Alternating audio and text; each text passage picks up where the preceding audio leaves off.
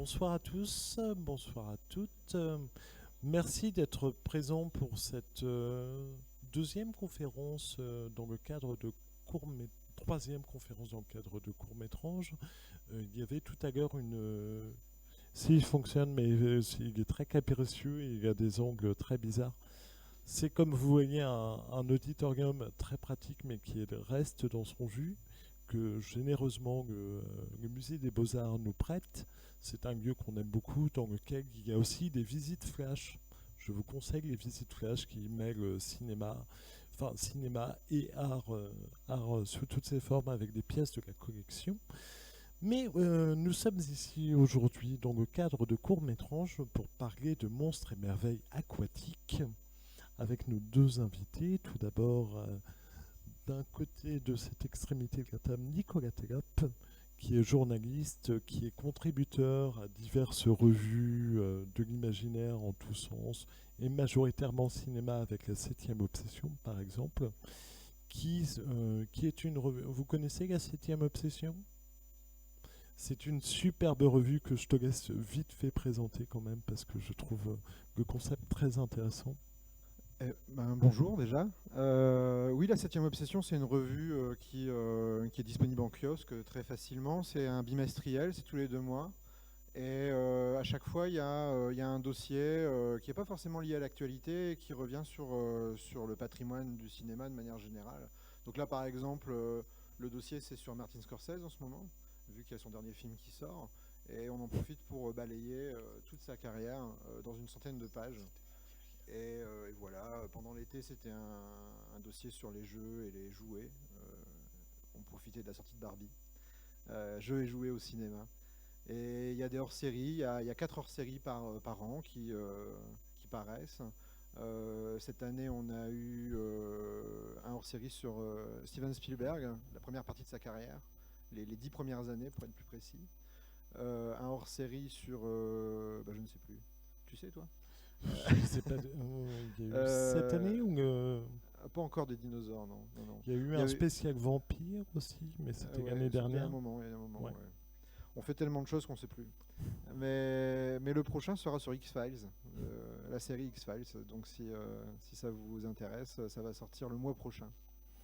Et à côté de moi, du coup, il reste au centre Jean-Sébastien Steyer, qui est paléontologue du CNRS, mais qui travaille dans les locaux du Muséum d'histoire naturelle de Paris, qui commet souvent des ouvrages qui lient imaginaire et science.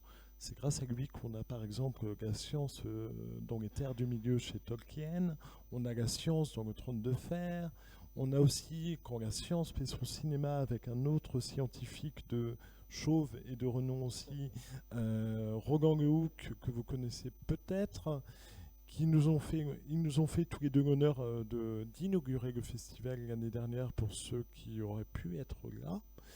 Et il est aussi spécialiste de pas mal de créatures un peu bizarres, de fêtes, de choses qu'on va voir. Mais tout d'abord, on va vous expliquer un peu comment on va procéder. On aime bien faire un panorama à la fois historique, mais aussi évolutif de certaines créatures merveilleuses, aquatiques. Et on avait envie de commencer par un dinosaure, justement, un personnage, une créature de fiction qui est plutôt un dinosaure, enfin, soi-disant une créature saurienne, qui est Godzilla. Et je vais vous laisser tous les deux en parler du coup. Qui veut commencer sur Godzilla?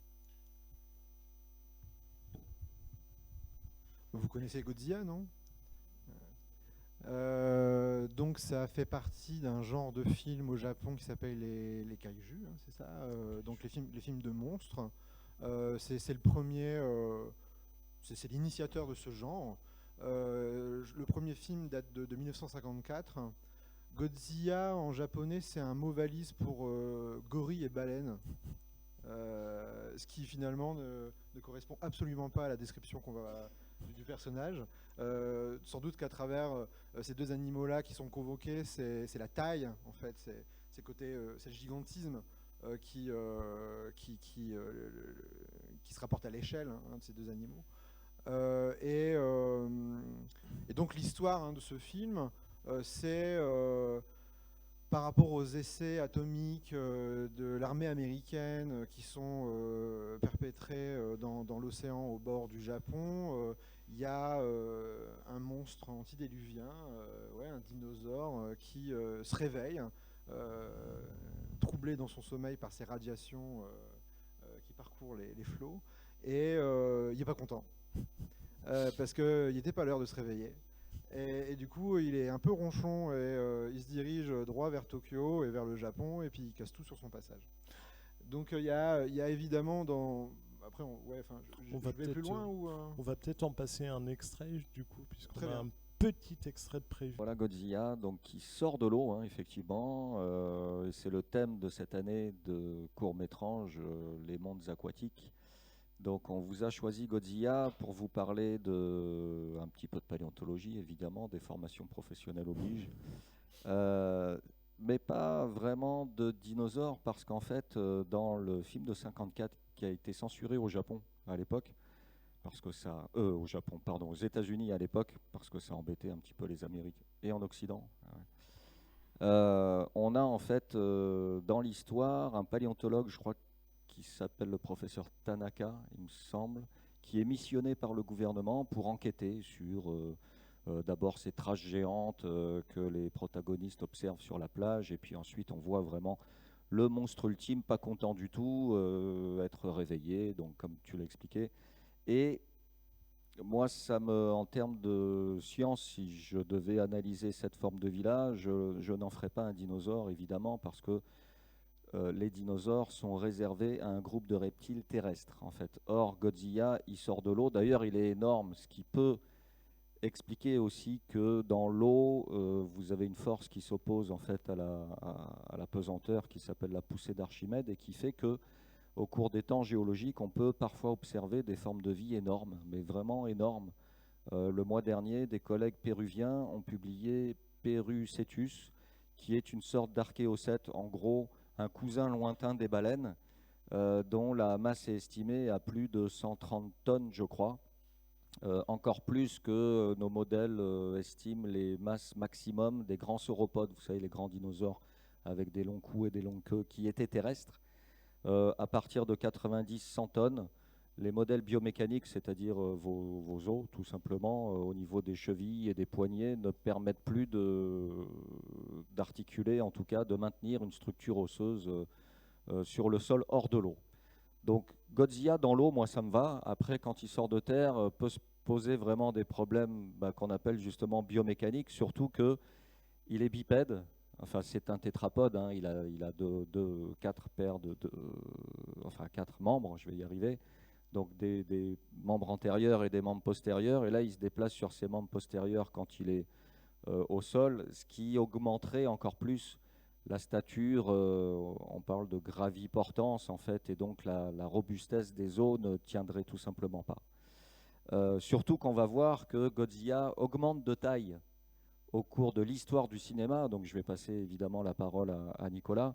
Et donc on l'a vu, 54 c'est très kitsch, mais c'est vraiment un monstre nouveau pour l'époque qui va lancer toute une mode de kaiju Ega avec des formes diverses et variées. Vous avez des Godzilla-like, d'ailleurs vous avez la saga ou la série Godzilla, on va dire, qui reprend un petit peu la même morphologie de reptiles mutants et qui devient géant à cause de l'atome. Mais vous avez plein d'autres sortes de monstres géants qui sortent de l'eau, des vrais dinosaures entre guillemets. Pensez à... Ou alors des formes de vie qui se réveillent des glaces aussi.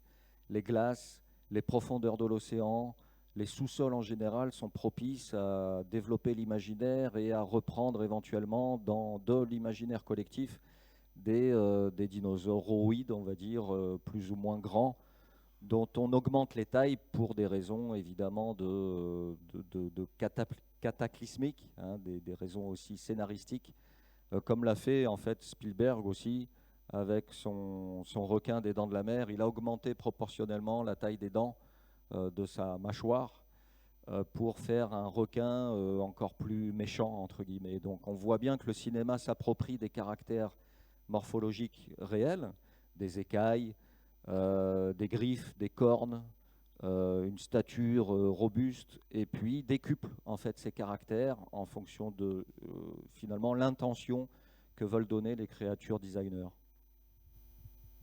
Est-ce qu'il y a une évolution dans les thématiques de Godzilla? Bah oui, comment dire, le personnage, on peut appeler ça comme ça, le protagoniste, le héros, devient un héros en fait. Dans le premier film, c'est un vieux méchant, hein, il est bien grincheux et il casse tout. En tout cas, ça explique ce que tu as dit à l'instant, pourquoi il n'est pas bien vif. Il n'est pas habitué à marcher sur Terre. Mais oui, alors dans le film de 54, il est méchant. Et il vient un peu comme un croque-mitaine rappeler le passé du Japon en fait, parce que en réalité c'est ni plus ni moins que la retranscription métaphorique du choc, du trauma des 2 bombes atomiques d'Hiroshima et de Nagasaki qui ont mis fin à la guerre avec les États-Unis. Ce trauma il est réel, non seulement parce que on le sait, ces 2 bombes ont un bilan quand même considérablement meurtrier et inhumain, mais aussi parce que c'est l'orgueil du Japon en fait qui a été complètement écorné. Et depuis, ça fait donc une dizaine d'années, il y a cette volonté de reconquérir l'image du Japon et peut-être d'essayer de combattre ces démons. Et combattre les démons, en fait, c'est s'approprier l'arme atomique. Il y a 2 personnages en fait qui sont créés quasiment en même temps et qui fonctionnent sur le même régime, sauf que c'est avec des résonances différentes. Il y a Godzilla, il y a Astro Boy, le petit garçon, le petit robot garçon qui est le robot le plus fort du monde grâce à l'énergie atomique. C'est-à-dire que ce qui a détruit le pays, c'est ce qui permet de le reconstruire et de reconstruire une nouvelle humanité qui est celle d'Astro. Là, ici, évidemment, c'est une humanité qui est hantée par le cauchemar de cette guerre et de sa conclusion cataclysmique. Et Godzilla, allez voir ce genre de film, comme quand on va voir n'importe quel film d'horreur, il y a une volonté de catharsis en fait. On veut se libérer en même temps qu'on veut éprouver cette peur. Vous voyez, il y a cette dimension d'attraction-répulsion qui fonctionne très bien dans le cinéma d'épouvante. Et c'est pas un hasard que ça vienne de l'océan, hein. Évidemment, tu viens de le dire, l'océan c'est quand même largement l'inconnu.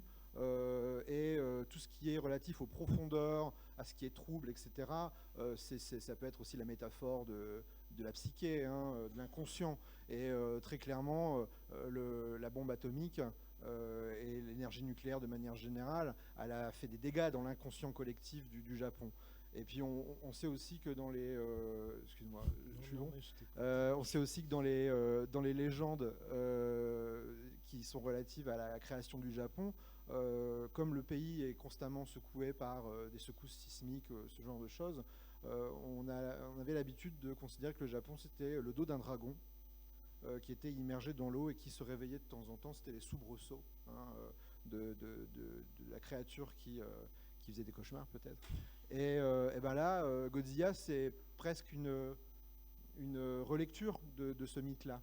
Et donc dans la suite des films qui sont réalisés quelquefois par Inoshiro Honda, c'est-à-dire le réalisateur du premier, Godzilla devient gentil.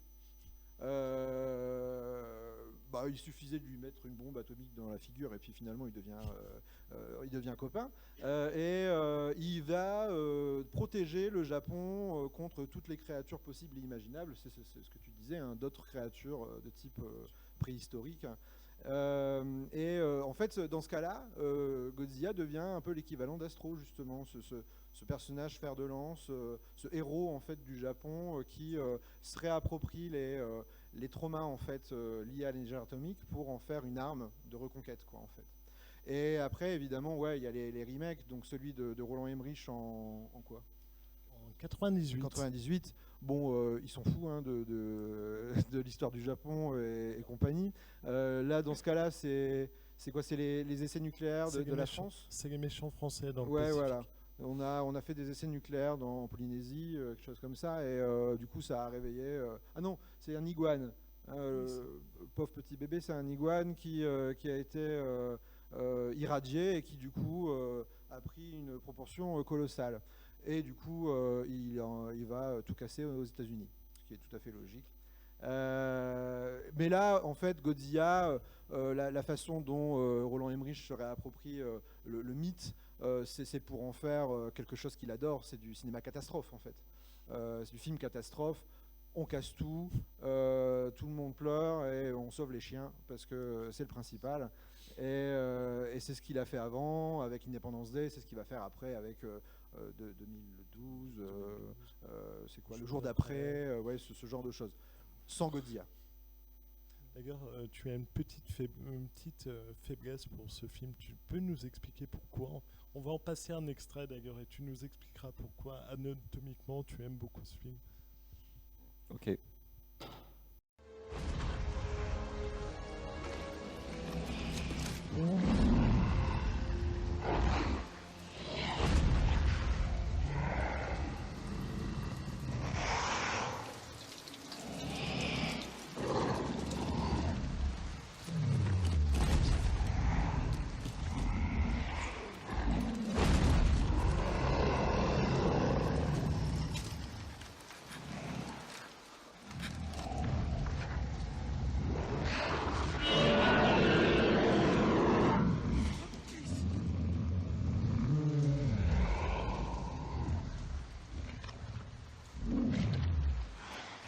Wait until he enters the park.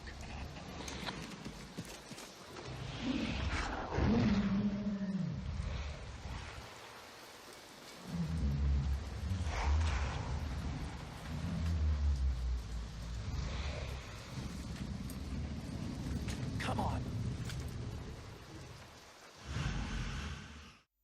Donc il est intéressant celui-là parce qu'on change vraiment de morphologie par rapport au tout premier Godzilla qui est un peu plus pépère et qui présente d'ailleurs des caractères de mammifères en fait. Le premier, hein, avec un buste assez large, avec un museau d'ours ou de loup assez allongé, de mammifères carnivores, et c'est peut-être pas pour rien que gorille, baleine sont deux mammifères aussi. Et je reviens sur Tanaka, donc le paléontologue du tout premier, qui finit sa conclusion, enfin son enquête, avec la conclusion, en gros, j'ai plus exactement les termes, mais il dit que voilà une créature aquatique intermédiaire entre des reptiles marins du Jurassique et des mammifères géants ou quelque chose comme ça.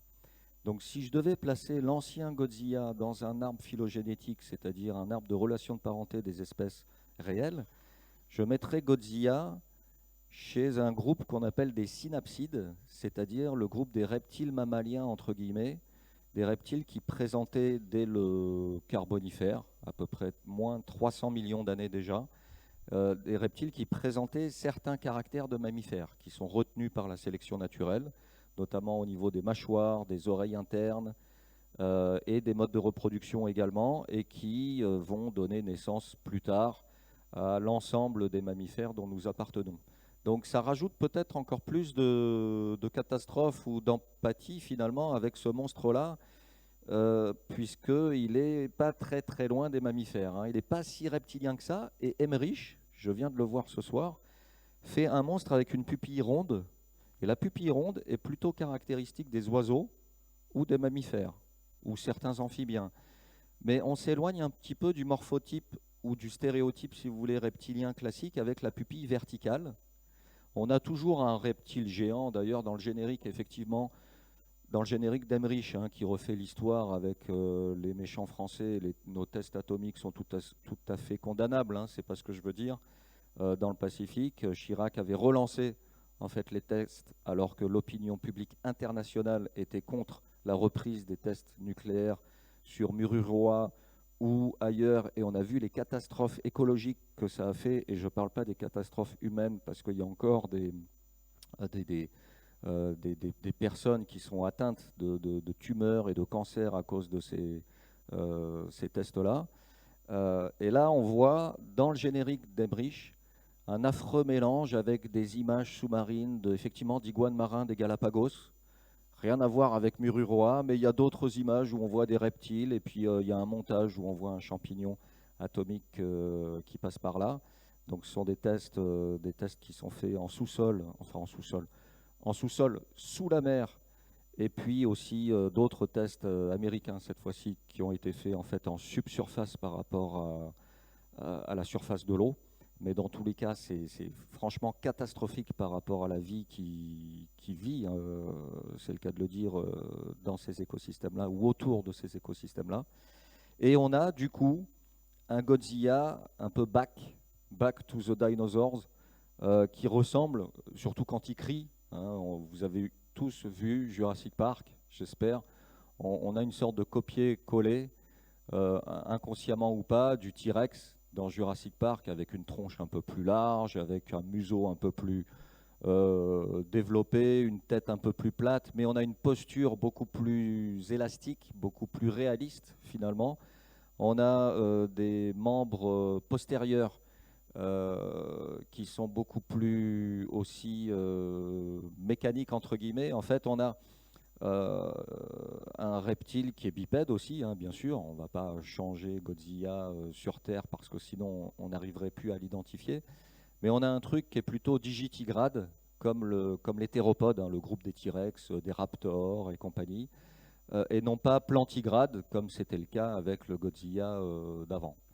Et puis on a des bras aussi, des membres antérieurs qui sont transformés. On a toujours un Godzilla qui crache cette flamme atomique, ce feu atomique. Donc c'est ce que tu disais. On a un monstre qui est victime de la bombe, mais qui s'approprie l'énergie aussi pour soit être gentil, soit être méchant en fonction des intentions. On va peut-être passer à la deuxième créature. Enfin, on en a choisi 4. On va essayer d'en faire 4, sachant que vous êtes assez bavard. Alors, petite question quand même, on passe du premier Godzilla 54 à un truc qui fait quoi, 50 mètres à peu près de haut, 50, 60 mètres. Là, on a une sorte de théropode-like qui dépasse le 5 ou 6e étage, donc on est un peu plus grand. Et puis, si vous avez vu les derniers Godzilla, on a un truc qui fait plus de 150 mètres, surtout si vous vous basez sur des affiches où on voit Godzilla en arrière-plan avec la Tour Eiffel en premier plan, donc bon, c'est très très très grand. Et à votre avis, pourquoi les Godzilla sont de plus en plus grands au cours de l'histoire du cinéma? Je laisserai Nicolas répondre quand même. Vous avez une idée? C'est parce qu'il faut... Alors, Godzilla est un monstre destructeur. Je vous aide bien. On construit en fait des immeubles et des tours. C'est ça. C'est ça. Donc il y a une course à l'armement entre nos tours et nos constructions humaines, et puis les monstres qui doivent latter en fait tout ça pour punir les humains de leurs méfaits contre nature, quoi. On passe peut-être à la deuxième créature. Qu'on a préparé cette conférence au début de l'été. Il y a une créature qui est revenue plutôt anthropomorphe, une certaine créature assez présente, c'est la créature du lac Noir. Est-ce que tu commences par en parler? Parce que de mémoire, c'est toi qui l'as abordé la première fois quand on a fait ce petit bestiaire entre nous.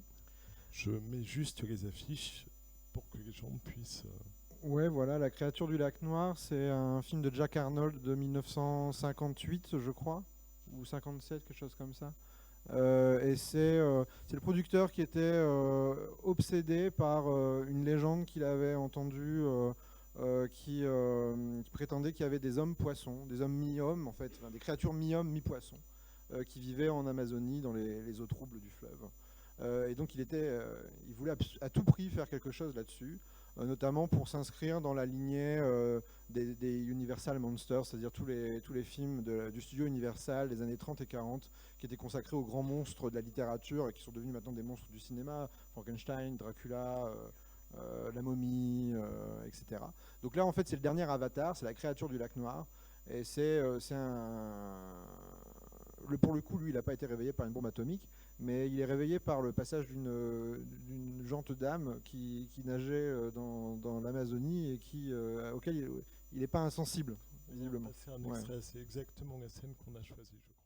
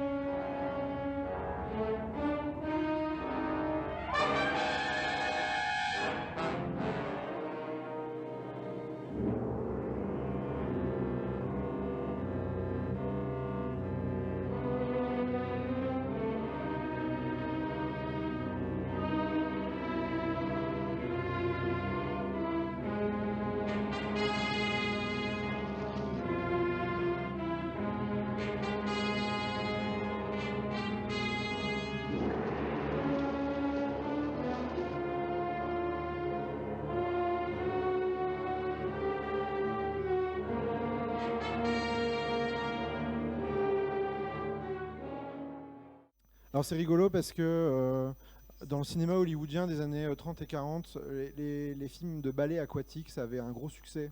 Et il y avait plein de chorégraphies, de comédies musicales qui se passaient dans des piscines ou dans des rivières reconstituées, des choses comme ça.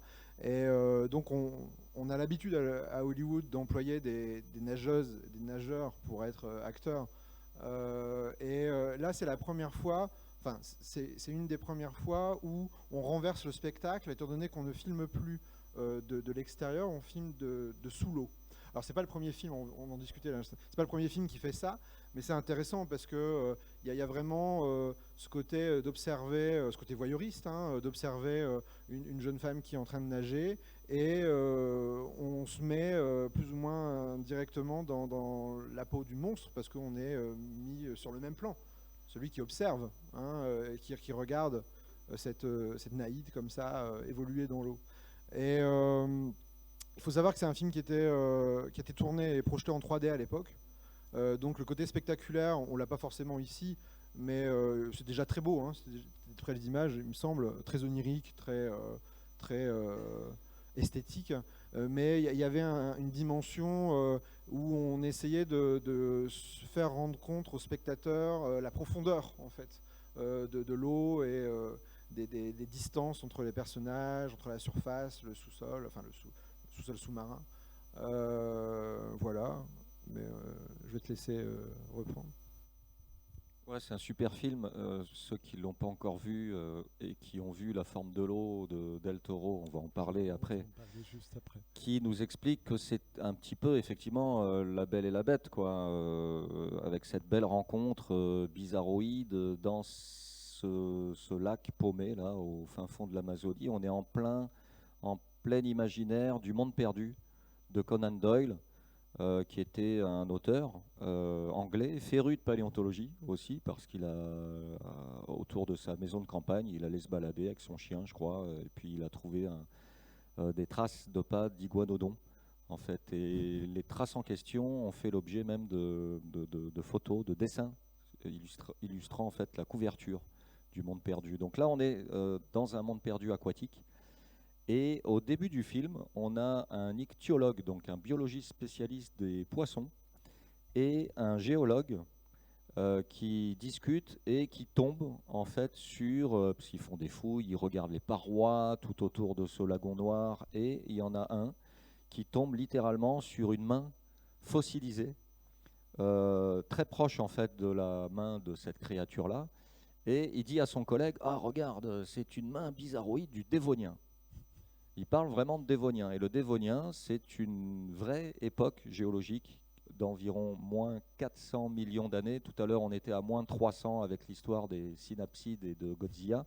Là, on descend encore un peu plus dans le temps. On est à moins 400 millions d'années. Et on a des vrais fossiles. Alors, non pas de ce truc-là, évidemment. Hein, ce n'est pas un documentaire sur ce qu'on appelle la sortie des eaux, c'est-à-dire l'adaptation de la Terre et notamment de la vie sur Terre, hein, notamment des vertébrés et de certains poissons avec des nageoires très robustes qui, par sélection naturelle, en fait, vont avoir ces nageoires-là qui vont se transformer en membres, en fait, et vont devenir des tétrapodes.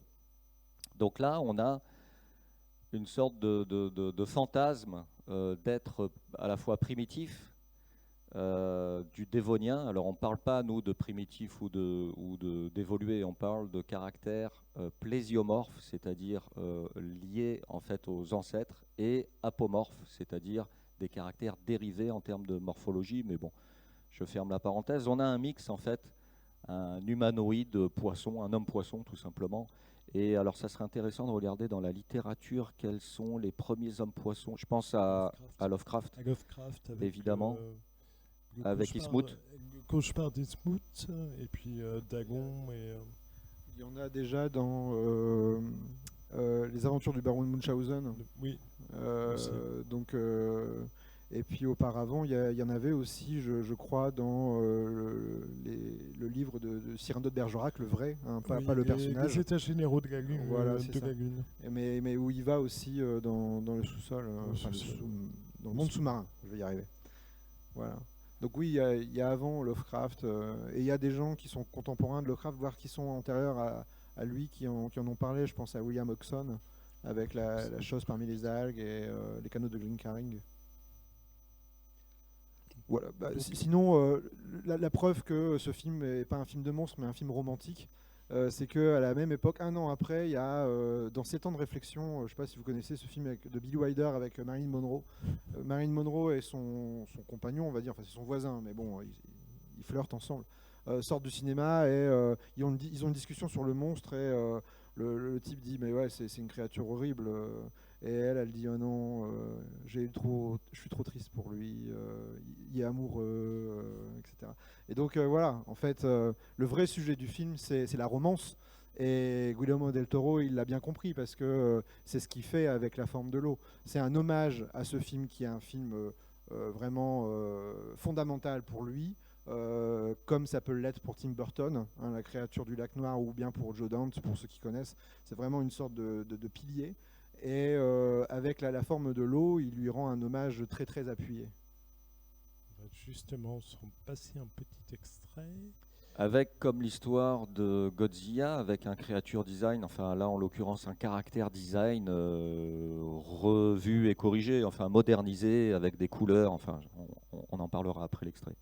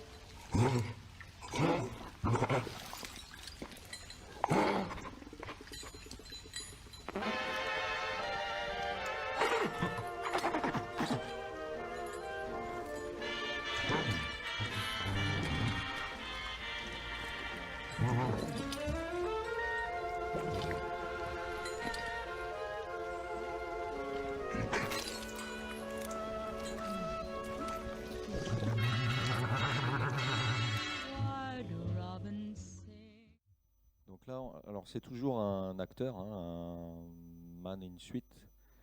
D'ailleurs, c'est le même acteur que Del Toro a repris et qui faisait Abbé Sapien dans Hellboy. C'est un contorsionniste, hein, un gymnaste.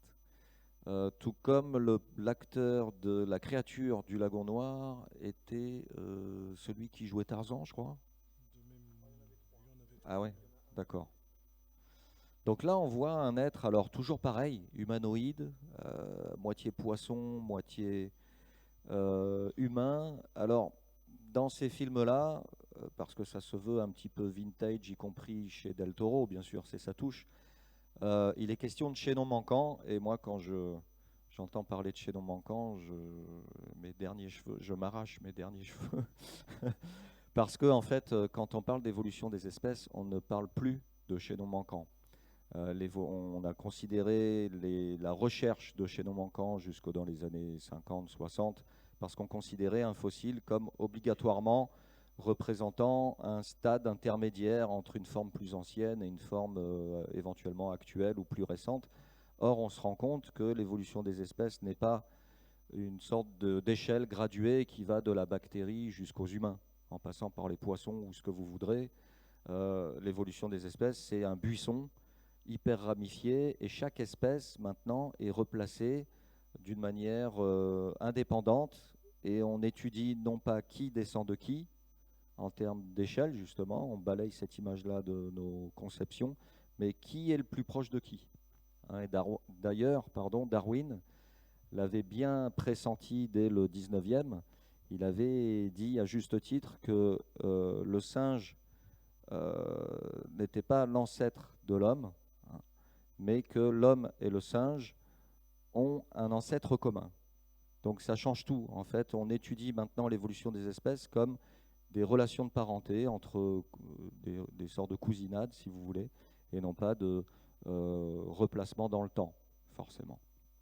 Donc là, on a une forme intermédiaire, enfin on parle de mosaïque de caractères.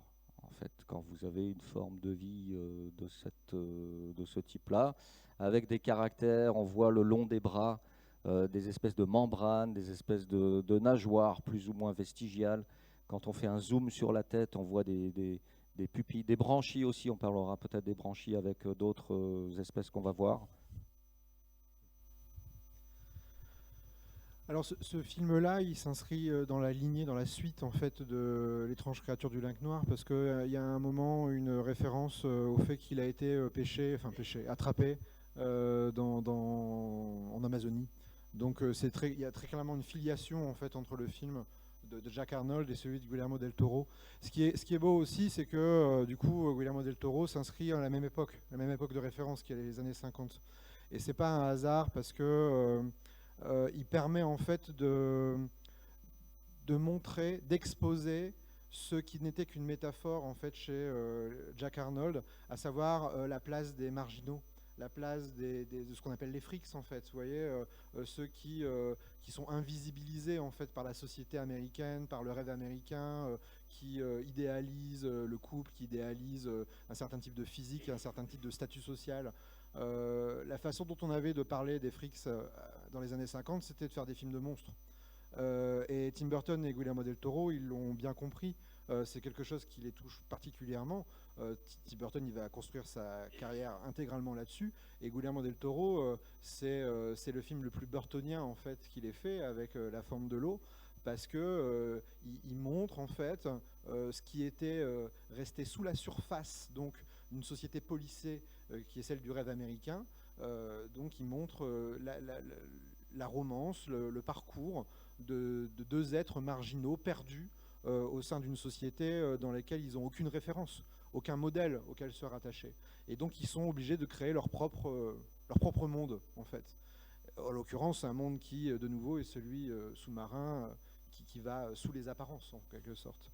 Donc c'est un très bel hommage, une très belle prolongation, finalement, de la métaphore du fric et du monstre propre au cinéma américain classique, et en soi un film très très émouvant.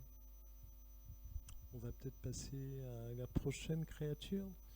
Il se trouve que Nicolas a écrit un livre sur un petit réalisateur qu'on n'aurait pas aimé omettre, qui est Richard Fleischer. Richard Fleischer est connu par exemple pour Soleil Vert, mais juste avant, quelques 15 ans, 20 ans avant presque, il a fait un petit film pour Walt Disney qui s'appelle 20 milieux sous les mers. Et quand on parle de fond marin, on ne peut pas omettre une créature un peu mythique, voire mystique, qui est le Kraken. On avait décidé de parler de Kraken. Est-ce que tu veux commencer par 20 milieux sous les mers? Oui. Oui, c'est le premier grand film, enfin le premier film à gros budget de Richard Fleischer. Auparavant, il a fait que des séries B. Et d'un coup d'un seul, il y a Walt Disney, qui est pourtant l'ennemi numéro 1 de son père, à Richard Fleischer, qui était un maître de l'animation, qui vient le chercher pour faire ce film. C'est le deuxième film de l'histoire du cinéma qui est tourné en cinémascope, vous savez, ce format rectangulaire. Et ça s'y prête particulièrement, vu que c'est un film de sous-marin,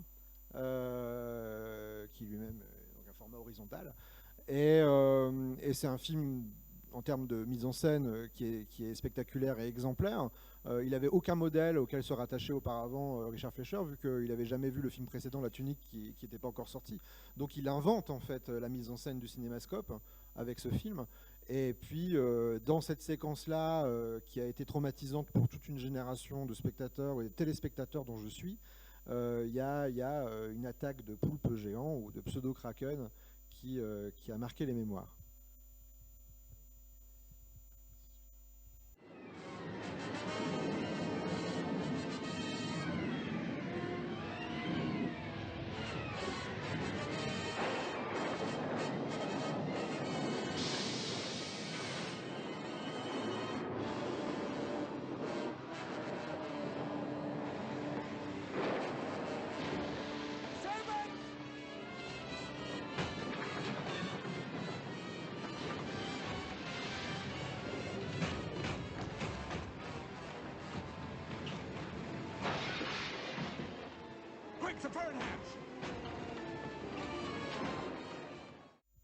Et tout ça avant la 3D, c'est ce que je disais à Nicolas, c'est fantastique.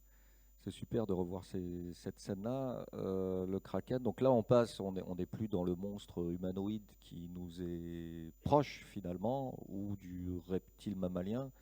On est chez les mollusques, céphalopodes, géants, des profondeurs. On adapte Jules Verne, qui était un très grand romancier, auteur, un des pères de la pop culture finalement, d'après Nicolas, un autre Nicolas Allard, qui est un sociologue spécialiste justement de la pop culture.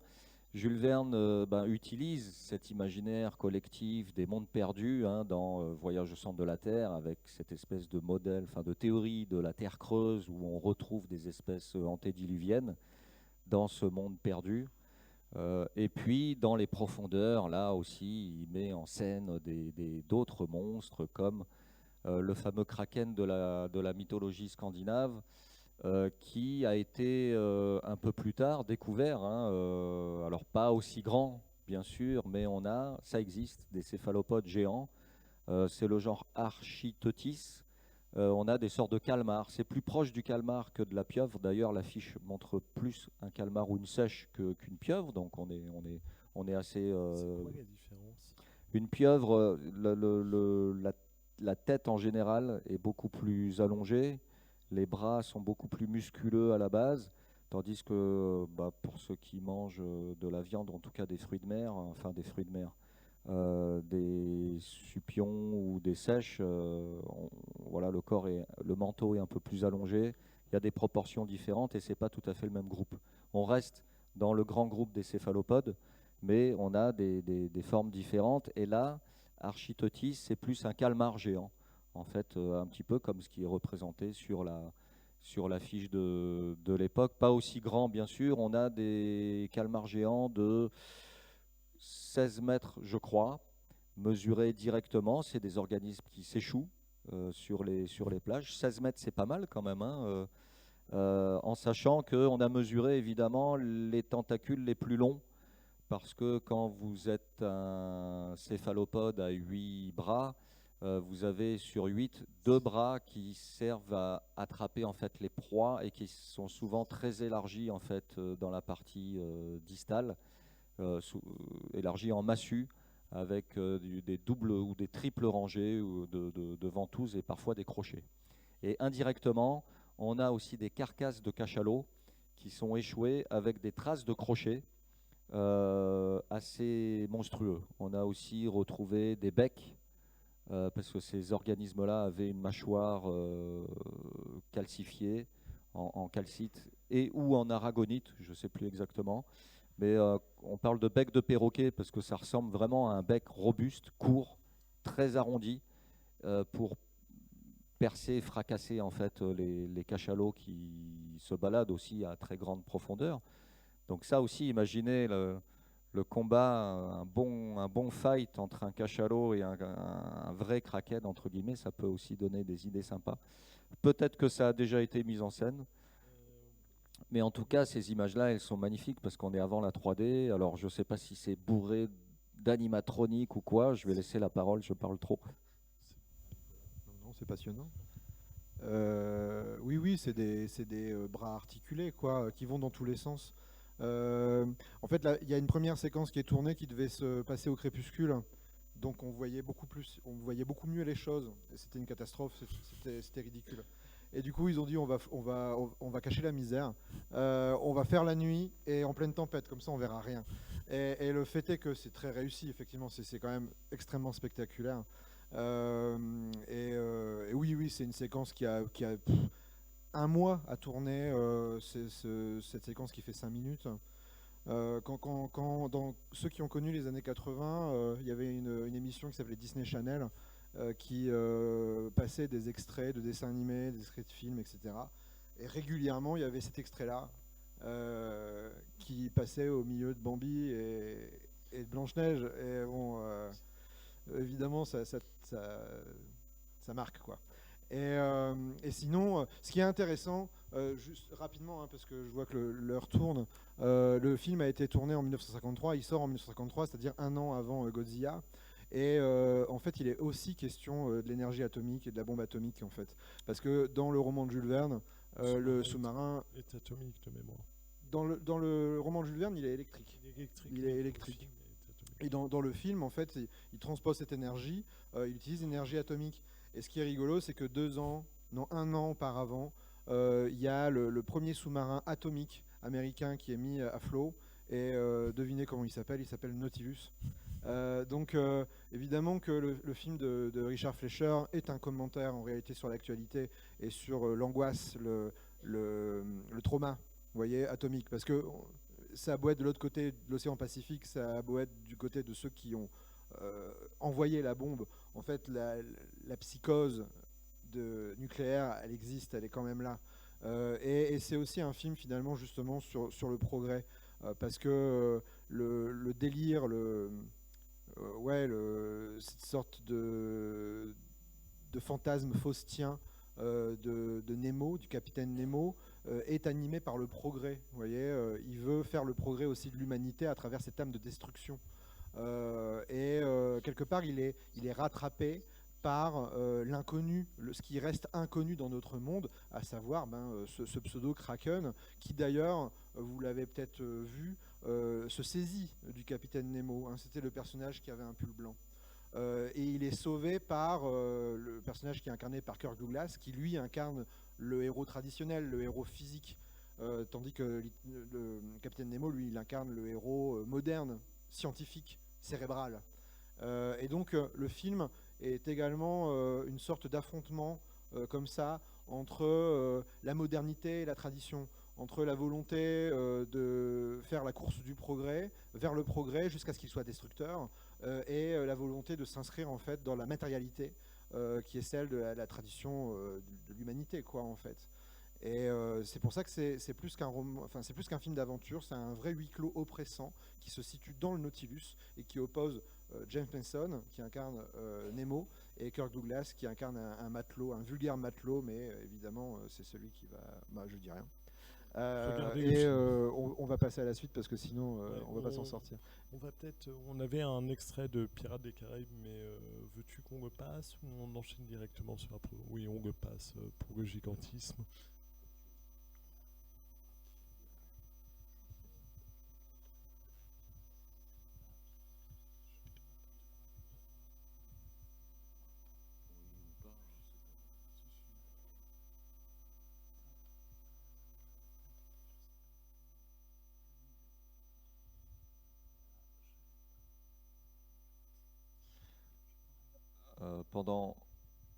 Pendant qu'Antoine cherche le fichier, si tu le trouves pas, c'est pas grave, Antoine. Je l'ai pas. Oui, parce qu'on a déjà vu du Giant Squid, le gigantisme. Oui, en 2 mots, c'est un subterfuge entre guillemets facile aussi en termes de creature design pour les inventeurs de monstres. Il suffit entre guillemets de doubler, tripler, multiplier par 10 la taille, sauf que quand vous multipliez juste par 2 la taille, la masse de votre bestiole, elle n'est pas multipliée par 2, elle est multipliée par 2 fois 2 fois 2, ça fait 8. Donc si vous prenez Bruce Banner et que vous voulez l'énerver un petit peu, il va se transformer en Hulk qui est 2 fois plus grand à peu près que Bruce, et 2 fois plus large, mais au niveau de la masse, vous allez être plus proche d'un fois 10 que d'un fois 2. Un fois 8, c'est plus proche de fois 10 que fois 2. Alors ça, c'est le problème du gigantisme, mais voilà, on le voit souvent, et même chez Jules Verne. Jules Verne, si vous allez au centre de la Terre, si vous lisez le roman, il met en scène en fait un combat entre 2 reptiles marins fossiles. Donc il était très au fait de ce qui se passait en termes de paléontologie à l'époque. Il avait connaissance des découvertes fantastiques d'une paléontologue femme anglaise qui s'appelait Mary Anning, et qui avait ramené en fait au Muséum d'histoire naturelle de Londres des fossiles magnifiques de reptiles marins, d'ichthyosaures, de plésiosaures, et Jules Verne les remet en scène, mais en décuplant les tailles. Donc là aussi, on retombe dans le gigantisme, mais c'est pas grave. Enfin moi, ça me dérange pas trop parce qu'on sait que Jules Verne n'est pas un documentaire sur les reptiles n'a pas écrit de documentaire sur les reptiles marins du Jurassique. On s'en fout un peu finalement de la taille, mais ce qui compte, c'est l'intention et de montrer que ces merveilles fossiles, elles peuvent être mises à l'écran ou à l'écrit justement et nous faire rêver, quoi. On avait envie pour conclure sur une note d'optimiste, avant de vous passer la parole, on va avoir à peu près 20 minutes où vous pourriez poser des questions sur des créatures aquatiques et marines. Finir sur une note un peu d'espoir et un film totalement improbable auquel on a pensé cet après-midi pour commencer, et vous parler des sirènes. Et on avait envie de vous montrer 2 extraits de films totalement diamétralement opposés. On va peut-être commencer par Splash, qui n'est pas la petite sirène à proprement parler, mais qui reste un film avec une sirène.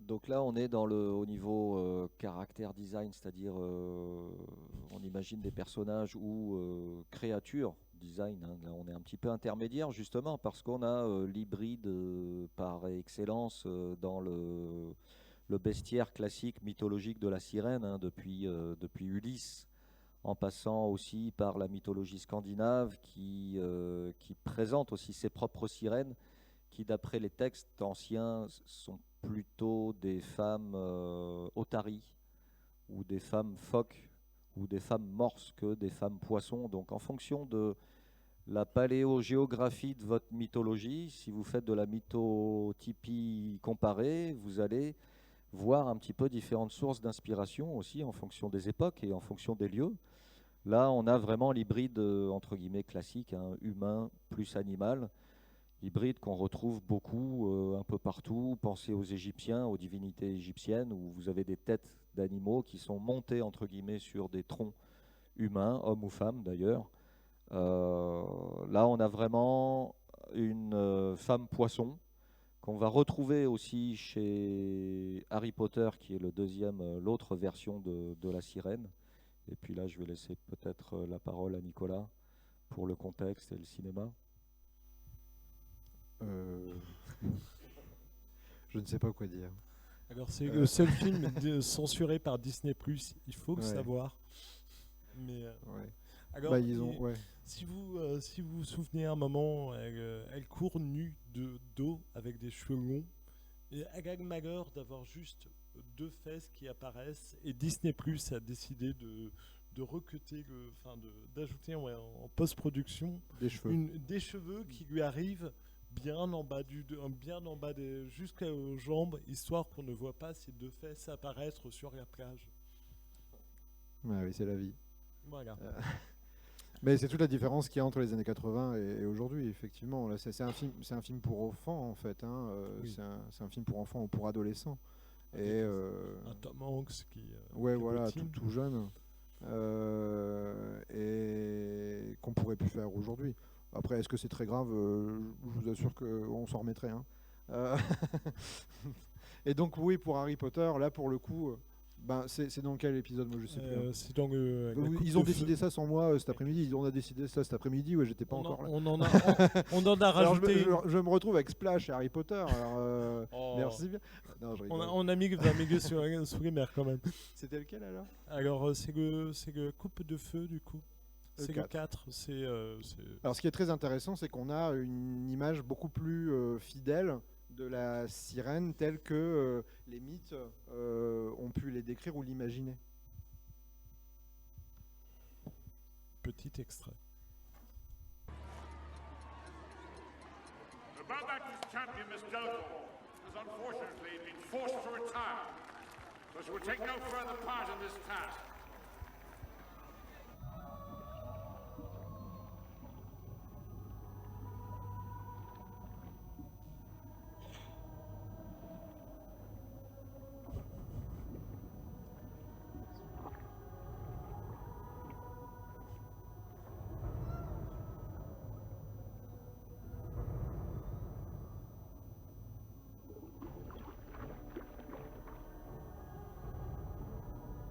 déjà un peu transformé en triton, Harry.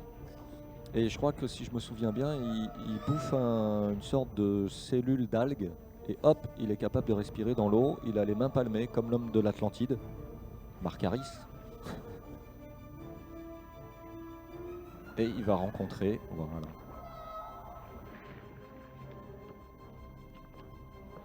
Regardez les nageoires des sirènes et le mouvement.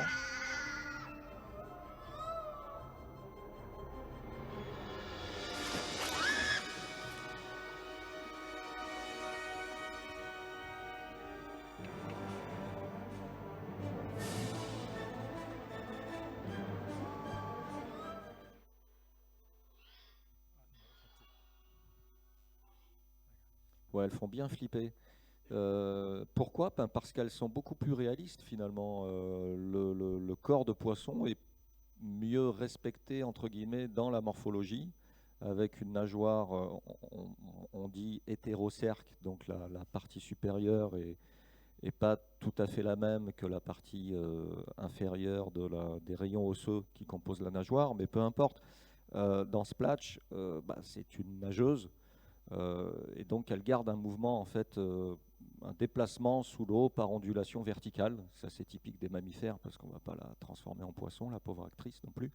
Là, avec le CGI, tout est permis et donc on retrouve une ondulation latérale qui est plus typique de vertébrés aquatiques de type poisson plutôt que de mammifères. Les reptiles aussi aquatiques ont encore cette ondulation latérale. Pensez justement aux iguanes marins, aux crocos marins.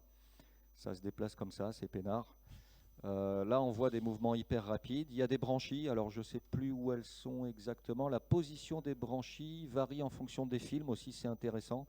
Hier ou avant-hier, je ne sais plus, il y avait une projection de Lighthouse, le phare, qui est un film assez dérangeant en noir et blanc, avec, je ne veux pas vous spoiler, mais avec une sirène quelque part qui présente des branchies positionnées différemment qu'au niveau des ouïes ou des fentes pharyngiales. Et pour la petite histoire développementale, quand vous étiez au stade embryonnaire, à partir du 7 ou 8e jour, je ne sais plus exactement, vous présentez des fentes branchiales qui sont résorbées ensuite au cours de votre développement. Donc on parle de caractère néoténique quand des adultes conservent en fait des caractères larvaires. Ça existe chez des amphibiens, typiquement, pensez à l'axolotl, une petite salamandre sympa avec des branchies externes. Justement, elle conserve ses branchies comme les larves d'amphibiens typiques, parce que l'individu reste quasi en permanence dans l'eau. Donc ça peut servir. Voilà. Est-ce que vous avez des questions après toute ce... Ah. Ouais. On va juste vous demander de parler dans le micro qui va arriver. C'est juste pour des questions d'enregistrement en fait.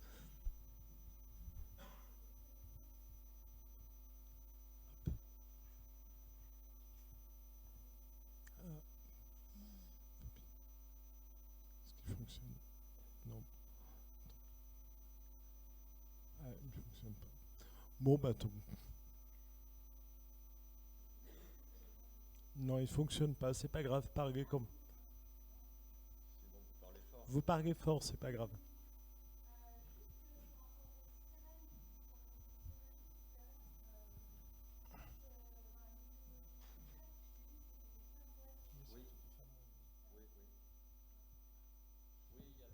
Oui, effectivement, il y a plein de versions différentes, femmes oiseaux. C'est plus tard qu'effectivement elles deviennent des femmes poissons ou des femmes otaries chez en Scandinavie, quoi.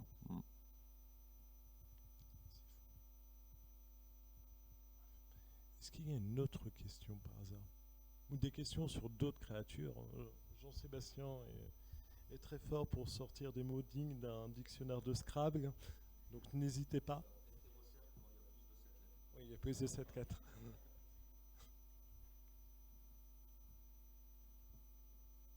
Moi, moi j'ai une question par rapport à ça. Quelle est la créature qui vous a le plus marqué au cinéma, qu'elle soit aquatique ou non? On peut élargir un peu.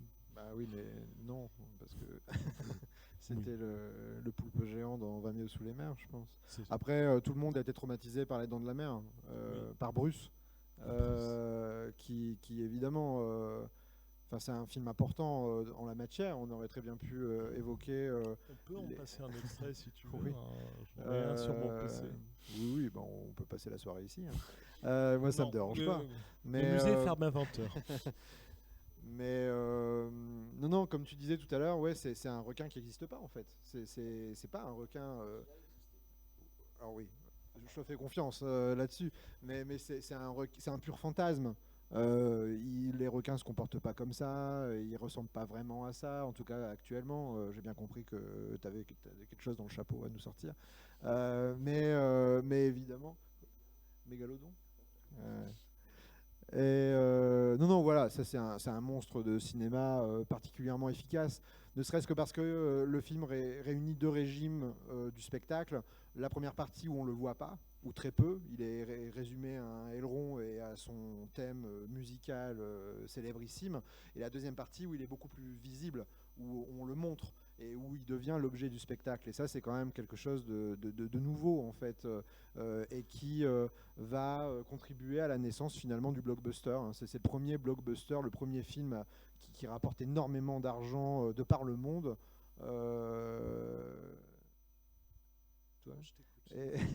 Et qui va dévorer le nombre d'entrées mondiales. Il y a une métaphore aussi qu'on peut voir au niveau de ce requin mangeur d'hommes, comme c'est un film mangeur de spectateurs en quelque sorte. Donc voilà, c'est à celui-là que je pensais, mais peut-être que je vais penser à autre chose quand tu nous auras expliqué qu'il existait bel et bien, mais auparavant. Moi, mon monstre préféré, il est presque aquatique, c'est Alien. Enfin, en tout cas, il nage très bien dans l'eau quand votre vaisseau spatial, ou en tout cas la partie de votre module est inondée. D'ailleurs, il nage par ondulation latérale, mais je ne bloque pas sur l'ondulation latérale, vous rassurez-vous. Pourquoi j'aime bien Alien? Parce que d'abord, c'est une œuvre d'art.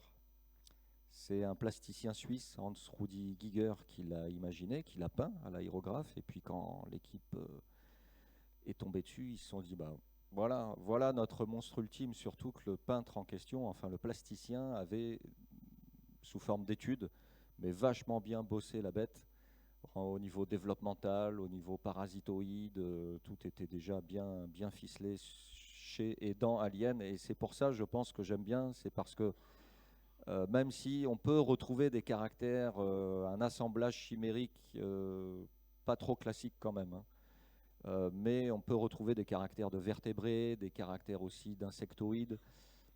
Au niveau du développement et de l'histoire qui enrobe en fait la créature, c'est génial, quoi. Enfin, on peut dire presque la même chose des formes de vie qu'on voit sur Pandora, mais qui sont beaucoup plus classiques en termes de creature design chez Cameron dans Avatar. Donc, vous avez des chevaux à 6 pattes qui sont montés par les navis. Vous avez déjà les navis, des grands schtroumpfs bleus là, humanoïdes. Vous avez des ptérosaures avec des ailes un peu de libellule. Enfin, ça reste super classique, mais chaque espèce est replacée dans sa chaîne alimentaire, dans son environnement écotrophique, donc ça passe très bien en fait. Et ça passe d'autant mieux que l'intention, comme par hasard, c'est de faire un joli western, planète opéra, et donc c'est pour ça que ça fonctionne en fait. Est-ce que vous avez des... Ah, il y a une autre question.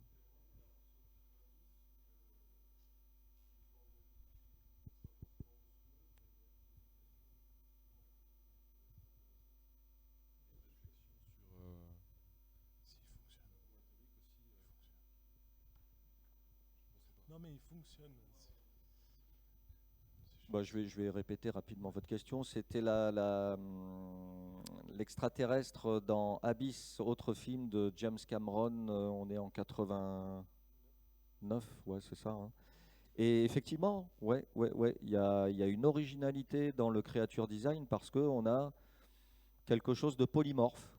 Donc là, la morphologie, elle n'est pas fixe, un petit peu comme Alien, encore une fois, qui va évoluer de stade en stade. Là, c'est encore plus fluide, sans mauvais jeu de mots, parce que c'est de la flotte qui prend corps, qui est manipulée en fait par des extraterrestres qui évoquent un petit peu des méduses.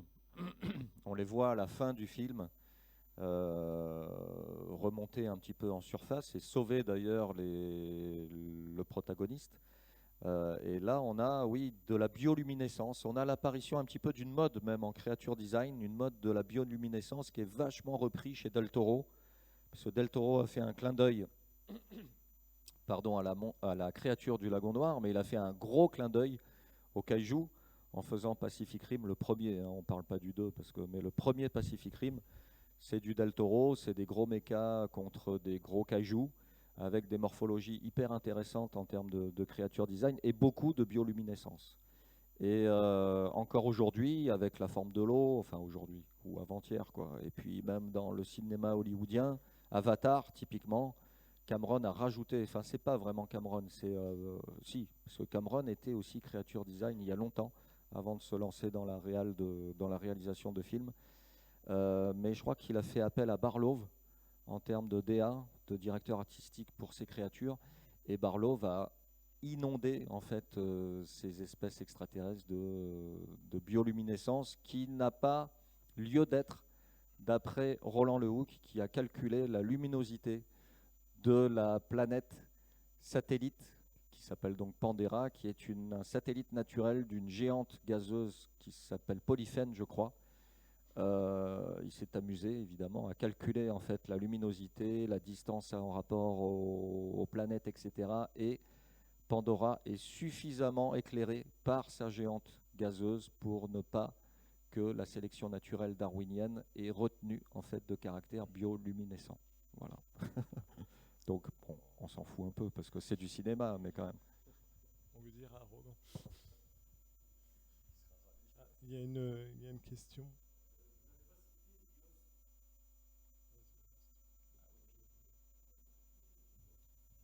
On n'a pas cité plein de trucs. Hein.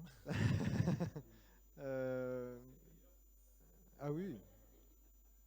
Bah désolé. Mais oui, c'est un superbe film, effectivement. Alors sur la créature, t'as des choses à en... Comment? Ouais, bah t'as des choses à en dire peut-être sur la créature. J'ai combien de temps? Bon, une petite demi-heure.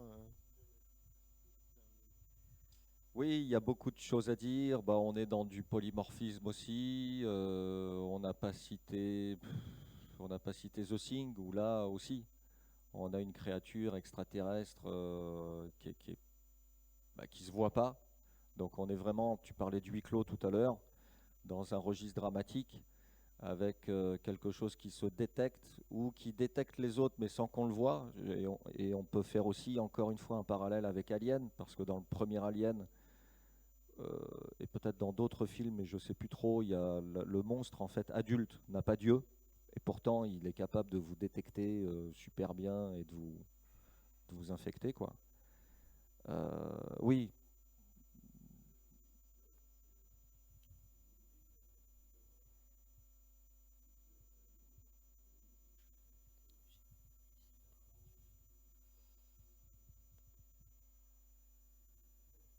oui, oui, oui, ça, c'est un peu gluant, c'est un peu écailleux. Euh,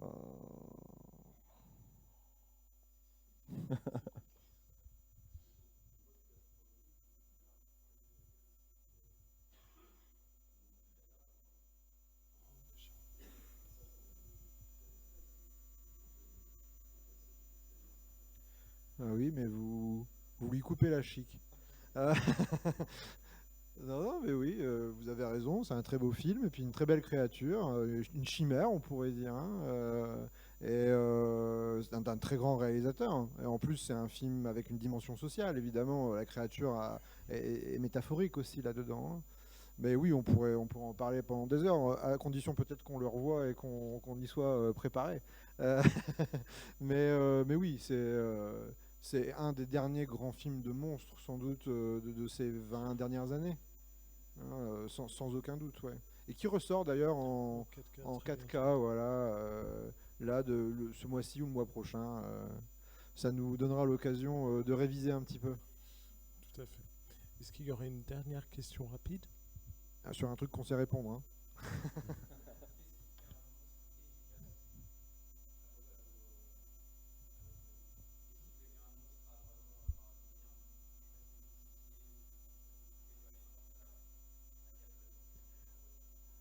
Bah, tu y as répondu, c'est quand le monstre devient une œuvre d'art, quoi, quelque part, comme pour Alien. Après, les créatures deviennent cultes aussi par rapport à certaines générations. Aujourd'hui, on aurait du mal à imaginer qu'un jeune spectateur soit impressionné et captivé par la créature du lac noir, parce que c'est juste un type déguisé, quoi. Mais à l'époque, c'était extraordinaire. Donc, finalement, peut-être que le meilleur moyen de mythifier, hein, pour reprendre votre mot, un monstre, bah, c'est de ne pas le montrer. Parce qu'en gardant son mystère et en le laissant en grande partie hors champ, comme le requin des Dents de la Mer, première partie du film, ou comme plein d'autres créatures, hein, je ne vais pas vous reparler de la féline de Jacques Tourneur, où on la voit jamais, quoi, la féline en question. Sauf à son état naturel humain. Mais c'est ces films-là qui marquent le mieux. Dès lors qu'on les voit, les créatures, ça va moins bien déjà. Sauf quand c'est des créatures effectivement extrêmement réussies, comme celle d'Alien ou de The Host. Parce que pour The Host, c'est différent. C'est que comme c'est plein de morceaux différents de créatures, on a toujours l'impression qu'on est en train de redécouvrir la créature. Vu qu'elle est multiple en réalité. Mais pour Alien, c'est certain que c'est ce sculpteur-là qui a inventé un truc phénoménal, quoi. Et depuis, il n'y a pas grand-chose, même The Host, hein, désolé, qui puisse rivaliser, quoi, en fait. Est-ce qu'on a même Predator Predator, il est beaucoup mieux quand il est invisible, en fait.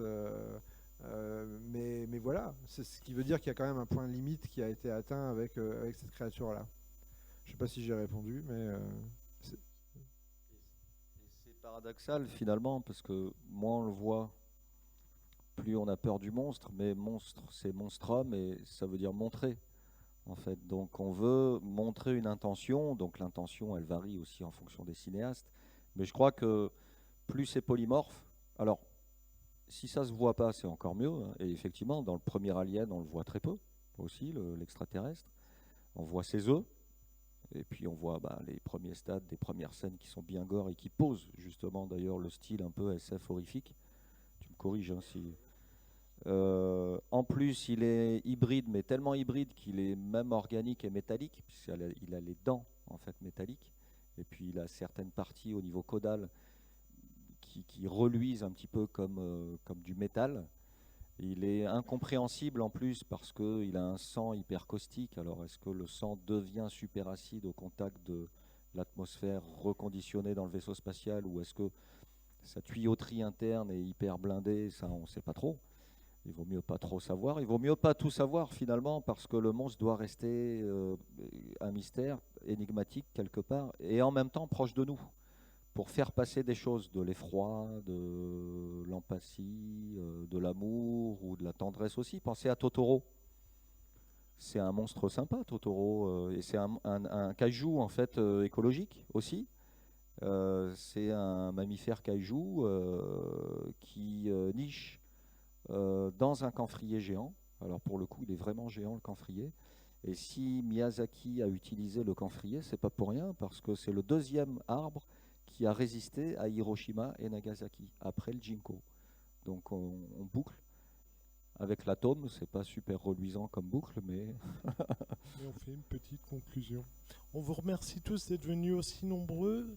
N'oubliez pas que le festival continue toujours au Pâté pour sa compétition officielle, que le Village Métrange accueille des conférences, des rencontres, des dédicaces, un marché des créateurs, et on vous y attend nombreux. Bonne soirée à tous.